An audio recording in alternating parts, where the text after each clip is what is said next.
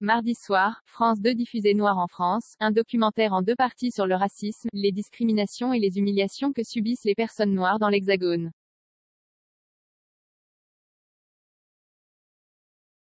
Nous voulions que ce film soit l'occasion pour les Noirs de France de prendre la parole, d'exprimer leurs inquiétudes mais aussi leur fierté, de revendiquer leur identité, leurs trajectoires multiples, pour finalement être au sujet de leur propre histoire, expliquait dans leur note d'intention la réalisatrice Aurélia Perrault et l'écrivain Alain Mabanckou, qui a donné sa voix pour raconter ce documentaire.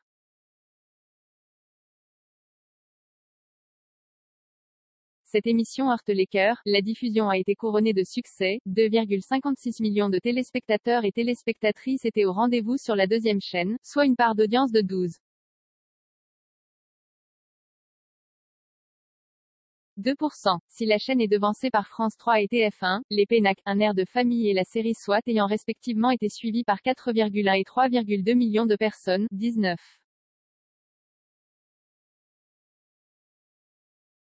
1% et 14,4% de part d'audience, elle devance M6, qui a réuni 2 millions de téléspectateurs autour d'En Famille, 9% de PDA.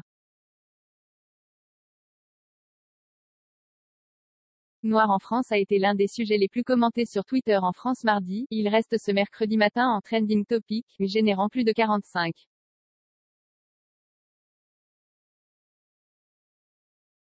000 messages. La journaliste Rokhaya Diallo a remercié Alain Mabanckou de contribuer à nourrir la pluralité des récits.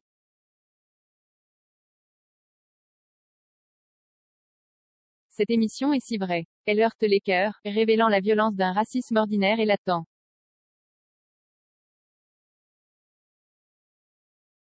Mais elle fait surtout du bien à l'âme, rappelant à toutes et tous que non, nous ne sommes pas seuls, a réagi de son côté la députée LREM Laetitia Avia.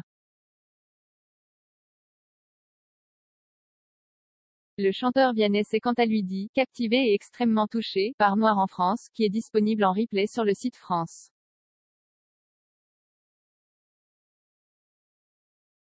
TV.